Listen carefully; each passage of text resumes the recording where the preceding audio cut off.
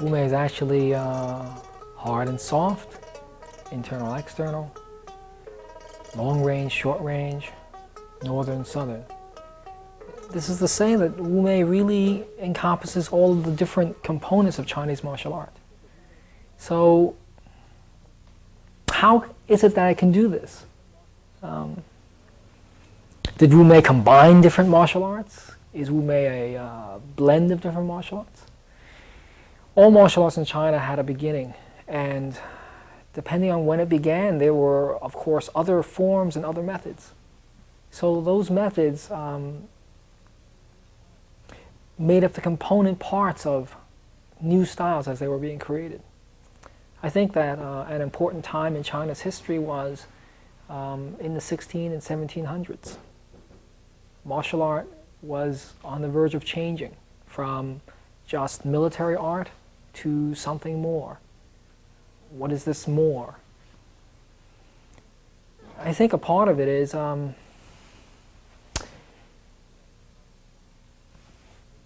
elements that has come from meditation practice, spiritual practice, from medicine. The internalization of a lot of the external forms. So instead of just thinking about punching and kicking, how a punch is created, how a kick is created, how it's generated, that force, that energy, became different.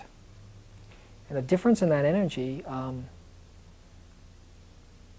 is what internalized martial art. So the internal aspect of Wu Mei is simply that we care about how energy is generated in powering a punch or a kick.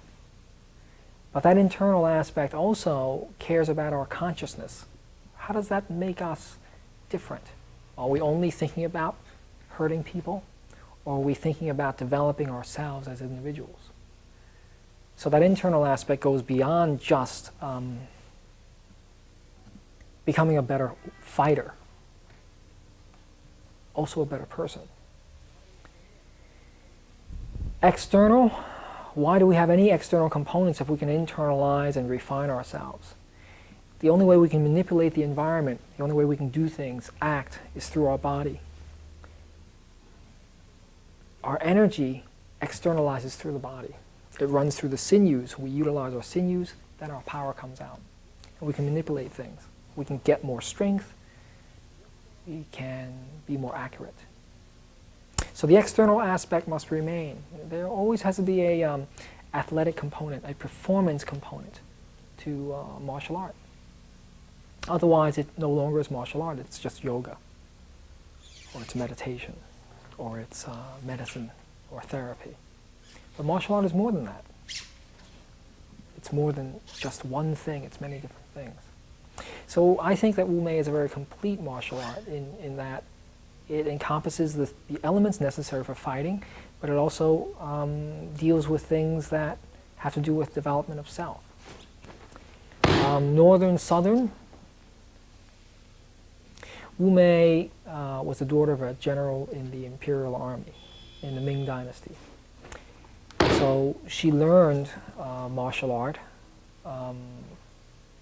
of China's rulers. So of course, northern martial arts would be included. You couldn't ignore that large segment of martial art.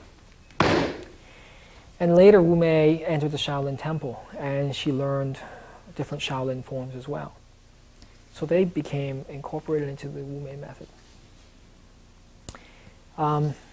How is it southern? The most classic example of southern martial art is the southern shorthand styles, such as white eyebrow and dragon style, praying mantis. These center line styles work with close range fighting, mostly hand, much fewer kicks. Wu Mei has movements like that, and in fact, in the Shaolin Temple, the Bat Mei priest and Wu Mei were contemporaries. They were friends. They knew each other. So they exchanged much information. They influenced each other. So Bat Mei style and Wu Mei have some similarities. So here you see north and south. You see long and short, internal, external.